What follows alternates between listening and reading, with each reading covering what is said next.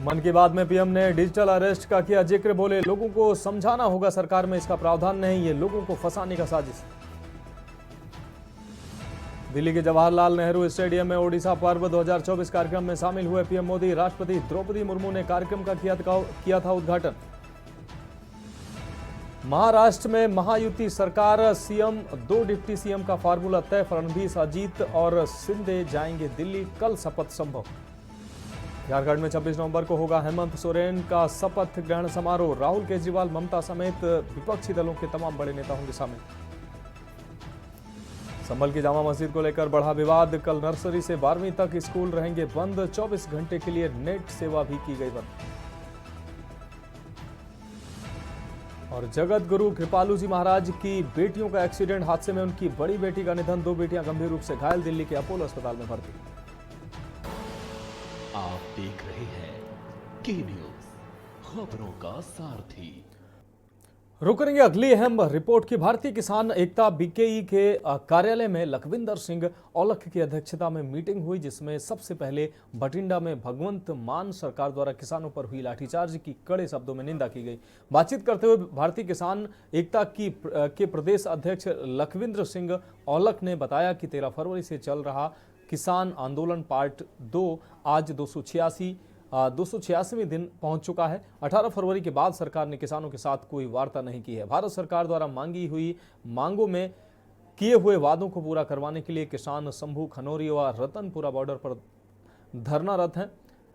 आपको बता दें, एसकेएम गैर राजनीतिक व केएमएम द्वारा बड़ा फैसला लेते हुए ऐलान किया गया कि हमारे सीनियर किसान नेता जगजीत सिंह डल्लेवाल 26 नवंबर से आमरण अनशन पर बैठेंगे। अब देखना यह है कि केंद्र सरकार हमारी मांगों को लागू करती है या किसानों की बलि देती है, क्योंकि इससे भी बड़ा फैसला लेते हुए ऐलान किया गया है कि अगर सरकार की हठधर्मिता के चलते जगजीत सिंह डल्लेवाल अपने प्राण त्याग देते हैं तो उनका पार्थिव शरीर खनौरी बॉर्डर पर ही रखा जाएगा। उसके बाद दूसरे किसान नेता सुखजीत सिंह हरदोंजड़े आमरण अनशन पर बैठेंगे। ये कड़ी ऐसे ही चलती रहेगी जब तक सरकार मांगे लागू नहीं करती। आंदोलनों को और मजबूत करने के लिए बीकेई टीम काफिले के साथ 26 नवंबर को रोड़ी क्षेत्र के गांव झोबर रोडोही से सुबह 9 बजे खनौरी मोर्चे के लिए कूच करेगी। आज हमारी जथेबंदी भारतीय किसान एकता बीकेई की मीटिंग हुई कार्यालय में, जो 26 नवंबर से संयुक्त किसान मोर्चा, गैर राजनीतिक और किसान मजदूर मोर्चा, दोनों मोर्चे पार्ट 2 किसान आंदोलन चला रहे हैं। 26 नवंबर से हमारे सीनियर किसान नेता सरदार जगजीत सिंह डल्लेवाल आमरण अनशन पर, मरण व्रत पर बैठ रहे हैं। उसको मजबूती देने के लिए हमने कल दिल्ली में भी मीटिंग की थी, जिसमें देश भर से किसान आए थे। तो उसमें भी तय किया गया, Haryana, Punjab, Rajasthan, UP, western UP और हिमाचल से जितने किसान साथी है वो 26 नवंबर से खनौरी बॉर्डर पर पहुंचेंगे। एक किला नोमी वहां एक सिस्टम बनाया जाएगा ताकि प्रशासन सरदार डल्लेवाल जी को वहां से उठा ना सके। तो जो दूसरे दूर के राज्य हैं, दक्षिण भारत के राज्य हैं, वो 26 तारीख से ही अपने जिला मुख्यालयों में प्रदर्शन करेंगे शांतिमय तरीके से। अब रुक करेंगे अगली खबर का। छत्तीसगढ़ के जांजगीर चांपा जिले में शॉर्ट सर्किट से घर में लगी आग ने एक वृद्धा की जान ले ली। यह घटना नवागढ़ थाना क्षेत्र के सेमरा गांव में हुई है। मृतका 70 वर्षीय बुधनी बाई घर में सो रही थी जब यह हादसा हुआ। ग्रामीणों के अनुसार बुधनी बाई का घर मिट्टी का बना हुआ था, जो आग लगने के बाद पूरी तरह से खाक हो गया। आग इतनी तेज से फैली कि वृद्धा को बचाने का मौका नहीं मिल सका। घटना की सूचना मिलते ही ग्रामीणों ने डायल 112 पर कॉल किया। फायर ब्रिगेड की टीम मौके पर पहुंची और आग पर काबू पाया। हालांकि तब तक वृद्धा की मौत हो चुकी थी।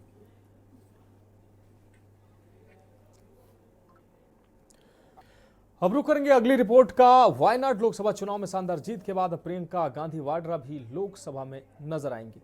ऐसा पहली बार होगा जब गांधी परिवार के 3 सदस्य एक साथ संसद में नजर आएंगे। दरअसल सोनिया गांधी राज्यसभा सांसद हैं, तो राहुल गांधी लोकसभा सदस्य हैं और अब प्रियंका गांधी भी लोकसभा पहुंच गई हैं। इसलिए गांधी परिवार के अब 3 सदस्य लोग आपको बता दें संसद में दिखेंगे। ये रिपोर्ट देखिए। वायनाड लोकसभा चुनाव में शानदार जीत के बाद अब प्रियंका गांधी वाड्रा भी लोकसभा में नजर आएंगी। ऐसा पहली बार होगा जब गांधी परिवार के 3 सदस्य एक साथ संसद में नजर आएंगे। दरअसल सोनिया गांधी राज्यसभा सांसद है, तो राहुल गांधी लोकसभा सदस्य हैं। अब प्रियंका गांधी भी लोकसभा पहुंच गई हैं। बम्पर जीत के बाद प्रियंका गांधी ने कहा कि वे वायनाड की जनता की आवाज संसद में उठाने के लिए बेकरार है। जी, मैं वायनाड की जनता को धन्यवाद देना चाहूँगी कि मुझे इस तरह से उन्होंने जिताया, इतना प्यार दिया, और मैं उनको आश्वासन देना चाहती हूँ कि पूरी तरह से अपनी जिम्मेदारी निभाऊंगी, उनकी आवाज़ बनूंगी, उनके लिए लड़ूंगी। प्रियंका ने केरल की वायनाड लोकसभा सीट पर हुए उपचुनाव में 4,10,931 वोटों के भारी अंतर से जीत हासिल की है। इतनी बड़ी जीत से प्रियंका ने राहुल गांधी के 2024 में जीत के रिकॉर्ड को भी पीछे छोड़ दिया है। तब राहुल गांधी को 3.6 लाख वोटों से जीत मिली थी। उपचुनाव में प्रियंका को कुल 6,22,338 वोट मिले। एलडीएफ के सत्यन मुकेरी 2,11,407 वोट के साथ दूसरे नंबर पर रहे, जबकि बीजेपी की नव्या हरिदास को 1,09,939 वोट मिले। प्रियंका की जीत से ये तय हो गया है कि संसद में कांग्रेस और मजबूत होगी, क्योंकि प्रियंका का सरकार पर हमला बोलने का अपना अलग ही अंदाज है।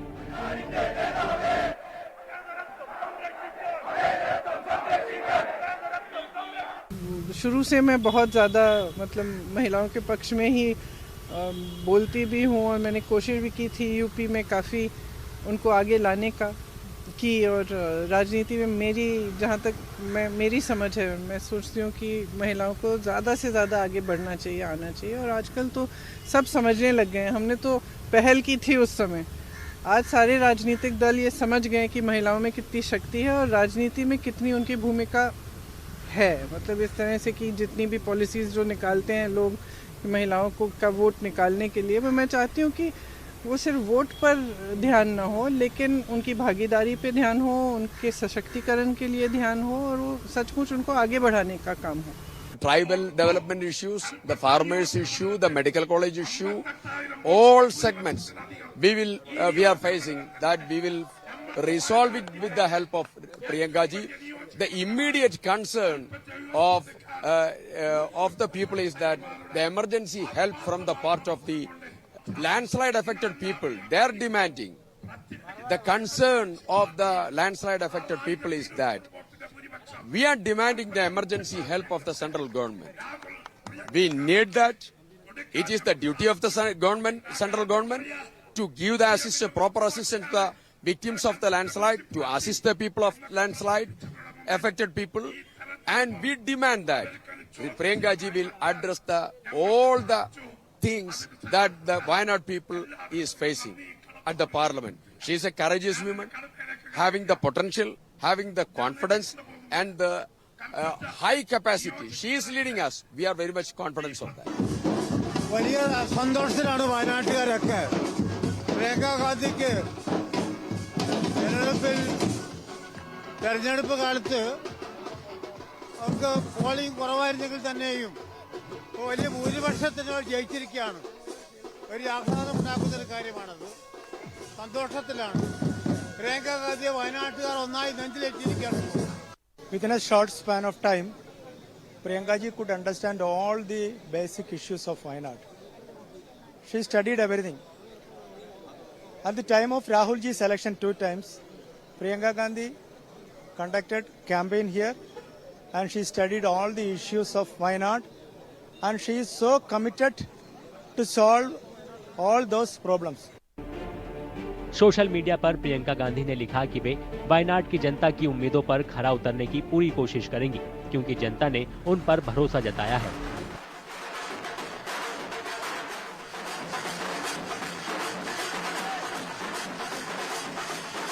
വയനാട്ടിലെ വിവിധ വിഷയങ്ങൾ പരിഹാരമുണ്ടാക്കുവാനും ദേശീയ രാഷ്ട്രീയത്തിൽ ബിജെപി ഉയർത്തുന്ന ഫാസിസ്റ്റ് വെല്ലുവിളികളെ നേരിടാൻ ഇന്ത്യൻ പാർലമെന്റിലെ ജനകീയ പ്രശ്നങ്ങൾ ഏറ്റെടുത്തുകൊണ്ട് മുന്നോട്ടു പോകാൻ ഈ വിജയം ഉപകരിക്കും. വയനാട്ടിലെ പ്രശ്നങ്ങൾക്ക് പരിഹാരമുണ്ടാക്കാനൊക്കെ പ്രിയങ്ക ഗാന്ധി ശ്രമിക്കും. അഭിമാനം തോന്നുകയാണ്. കാരണം ഞങ്ങളെ തെരഞ്ഞെടുപ്പ് പ്രവർത്തനങ്ങൾ ആരംഭിക്കുന്ന ഘട്ടത്തിൽ വളരെ ആവേശത്തോടു കൂടിയാണ് പ്രിയങ്ക ഗാന്ധിയെ ഈ മണ്ഡലത്തിൽ സ്വീകരിച്ചിരിക്കുന്നത്. ഇവിടെ എല്ലാവരും കക്ഷി രാഷ്ട്രീയത്തിനപ്പുറത്തുള്ള ഒരു പിന്തുണ പ്രിയങ്ക ഗാന്ധിക്ക് ഉണ്ടായിട്ടുണ്ടെന്ന കാര്യം തർക്കമില്ല. വളരെ അടുക്കും ചിട്ടയോടുള്ള തെരഞ്ഞെടുപ്പ് പ്രവർത്തനങ്ങൾ ആരംഭിച്ചപ്പോൾ മുതൽ ഞങ്ങൾക്കൊക്കെ വലിയ ആവേശമായിരുന്നു. ഫീൽഡിലൊക്കെ ചെല്ലുമ്പോൾ ഉണ്ടാകുന്ന ഒരു ആവേശം നമ്മൾ കണ്ടതാണ്. गांधी परिवार की विरासत के हिसाब से तो प्रियंका को बहुत पहले ही सक्रिय राजनीति में आ जाना चाहिए था। लेकिन प्रियंका ने बहुत लंबे वक्त बाद सियासत में कदम रखा। सवाल ये भी उठ रहे थे, क्या 2 बच्चों की मां प्रियंका गांधी सक्रिय राजनीति में शामिल होंगी, और होंगी भी तो चुनाव कब लड़ेंगी। सितंबर 1999 में प्रियंका गांधी ने मीडिया को बताया था कि राजनीति में उनके आने में लंबा और बहुत लंबा वक्त लग सकता है। ऐसा हुआ भी। उन्होंने 20 साल बाद 2019 में सियासत में कदम रखा और बाद में उन्हें कांग्रेस महासचिव नियुक्त किया गया। किशोरावस्था में प्रियंका अक्सर अपने पिता राजीव गांधी को प्रधानमंत्री के रूप में सुनने के लिए संसद जाती थी। 4 दशक बाद अब वे खुद संसद की सदस्य बन गई हैं। तो फिलहाल देश के बाद में वक्त एक ब्रेक का है, जल्द हाजिर होंगे। आप देख रहे हैं के न्यूज, खबरों का सारथी। केसरिया से मन जोगी हुआ रे, दिल झूमे देखो पतवारा हुआ रे। केसरिया से मन जोगी हुआ। हर पल मनाओ केसरी त्योहार। विमल, बोलो जुबान केसरी। आप देख रहे हैं के न्यूज, खबरों का सारथी। ब्रेक के बाद देश की बात में एक बार फिर से आपका स्वागत है। रुक करेंगे अगली अहम खबर का सीतापुर से। अगली अहम खबर, जहां सीतापुर में बंद कुंदरकी के सपा नेता 14 घंटे बाद देर शाम छोड़े गए हैं। सपा नेताओं की सभी गाड़ियां जो थी वो सीज की गई हैं। प्राइवेट बस से उनको फोर्स के साथ रवाना किया गया है। निजी मुचलके पर सभी लोग छोड़े गए हैं। शहर कोतवाली का ये पूरा मामला बताया जा रहा है। तो प्राइवेट बस से सभी सपा नेताओं को फोर्स के साथ भेजा गया है। निजी मुचलके पर सभी सपा नेता छोड़े गए हैं। शहर कोतवाली का यह पूरा मामला है। सीतापुर से अहम खबर आपको दिखा रहे हैं। सपा नेताओं की अब सभी गाड़ियां सीज की गई हैं। आपको बता दें, कुंदरकी के सपा नेता लखनऊ जा रहे थे। इस दौरान सीतापुर में उनको गिरफ्तार किया गया, उनकी गाड़ियां सीज की गई हैं। अब बढ़ेंगे अगली अहम खबर की ओर। अमरोहा से अगली अहम खबर, जहां जनपद में 2 युवकों की हत्या के बाद ग्रामीणों ने सड़क जाम किया। पुलिस से दोषियों के खिलाफ कार्रवाई की मांग को लेकर जाम लगाया। अमरोहा जनपद के नौगांवा सादात थाना क्षेत्र के गांव हादीपुर कला में 2 युवकों की हत्या के बाद ग्रामीणों ने धनौरा मार्ग पर जाम लगा दिया और पुलिस प्रशासन से कार्रवाई की मांग की। परिजनों के मुताबिक मृतक नरेंद्र और उसके साथी मजदूरी करके लौट रहे थे, तभी आरोपी राजेंद्र कुमार और उसके साथियों ने उन पर हमला कर दिया, जिसमें दोनों की मौत हो गई। इस मामले में मृतक के परिवार वालों ने शुरुआत में इसे हादसा मानकर एक्सीडेंट की सूचना पुलिस को दी, लेकिन मृतक नरेंद्र के फोन में साथियों की वीडियो मिलने के बाद परिवार वालों ने नौगांवा सादात थाना पुलिस से इस मामले में हत्या का मुकदमा दर्ज करने की मांग की। पुलिस ने इनकार कर दिया, जिसके बाद मृतक के परिजनों ने गुस्से में आकर हत्यारों के खिलाफ कार्रवाई की मांग को लेकर धनौरा मार्ग पर रविवार को जाम लगा दिया। क्या हादसा हुआ है, 2 जवान बच्चों की मौत हुई है। वो गुस्से में करते ही आदमी, एक आदमी बताते हैं पकड़ा था, पुलिस के हाथ से छूट गया, भाग गया, ये कह रहे भगाया। सर इसमें इन लोग है उनको लोगों को, अच्छा जवान लड़कों की मौत हुई है। सर कोई रंजिश को लेके बताई जा रही है ये बात? अब तो ये ज़्यादा जानते होंगे भाई, मुझे तो इतना रंजिश का पता नहीं। सर जैसे क्या मौत तो मौत ही है, मर्डर हुआ है, ये कोई फांसी थोड़ी है कि लटका दिया। अब वो सीधा मर्डर है दोनों का। मैंने अभी डीएम साहब से बात की, अभी मैंने, तो वो कह रही मेरे तो संज्ञान में नहीं है मामला। एसपी कहती हूँ, एसपी ले रहे हैं, एसपी हैंडल करेंगे। ये पूरा मामला ये है कि ये जो लाश रखी गई है ये इंसाफ के लिए रखी गई है, क्योंकि जो 2 लड़के एक्सपायर हुए हैं ये एक्सीडेंट से नहीं, पहली बात तो इनका मर्डर किया गया है। आप कैसे कह रहे हैं? हम इस करके बिना पे कह रहे हैं, पहले हमें भी ऐसा लगता था कि एक्सीडेंट है, लेकिन जो लड़का मरा है उनने खुद की उसके फोन में खुद वीडियो बनाई हुई है इस चीज की जी कि ये एक्सीडेंट नहीं, एक मर्डर है, और जिस लड़के ने मर्डर किया है उसकी प्रॉपर तस्वीर उसके अंदर है। इस करके हम पक्के सबूत के साथ ये बोल रहे हैं कि ये मर्डर है। अच्छा, पुलिस ये भी कह रही है कि आपने जो तहरीर दी थी पहले वो एक्सीडेंट के मामले में, पहले हमें भी कंफर्म नहीं था कि ये मर्डर है या एक्सीडेंट है, क्योंकि जब पता चला था तो ऐसा रूप दे दिया गया था इनको कि ये एक एक्सीडेंट है। उसके बाद जब इन लड़के का जो एक्सपायर हुए हैं, इनका जो फोन मिला है उसमें ये वीडियो मिली है। जी, मेरे भाई के साथ घटना हुई है। क्या हुआ तुम्हारे भाई के साथ? वो काम तक आता था।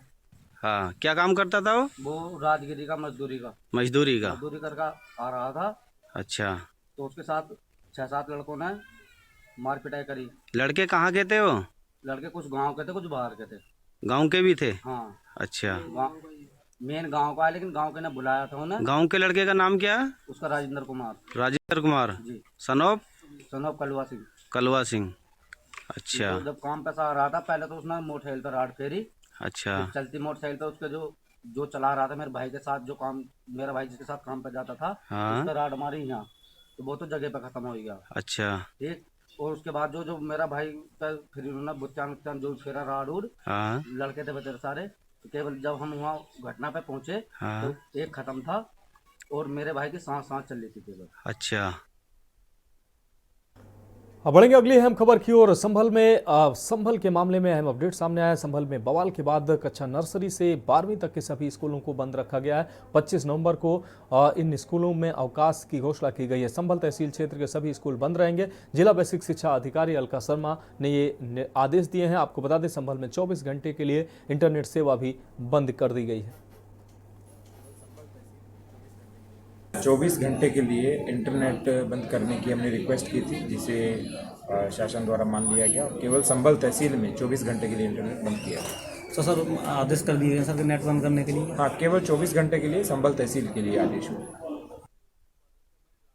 बढ़ेंगे अगली खबर की ओर। कानपुर से अगली खबर, जहां सेंट्रल स्टेशन से दिल्ली की ओर जाने वाली श्रम शक्ति एक्सप्रेस से एक महिला कूदने का प्रयास कर रही थी। यह देख जीआरपी निरीक्षक शिवसागर ने टीम के साथ महिला को बचा लिया। दिल्ली से कानपुर के बीच चलने वाली ट्रेन श्रम शक्ति एक्सप्रेस शुक्रवार को दिल्ली की ओर रवाना हो रही थी। जैसे ही ट्रेन चली तो बॉगी में सवार एक महिला कूदने के प्रयास करने लगी, तो निरीक्षक शिवसागर ने टीम के साथ उसे बचा लिया। पूछताछ में महिला ने बताया कि उनका परिवार ट्रेन में चढ़ नहीं पाया था। जब ट्रेन चली तो परिवार के लोगों को नीचे देखकर घबरा गई और उतरने के चक्कर से कूदने का प्रयास करने लगी थी। जीआरपी के इस सराहनीय कार्य का सोशल मीडिया में जमकर वीडियो वायरल हो रहा है और उसकी प्रशंसा भी की जा रही है।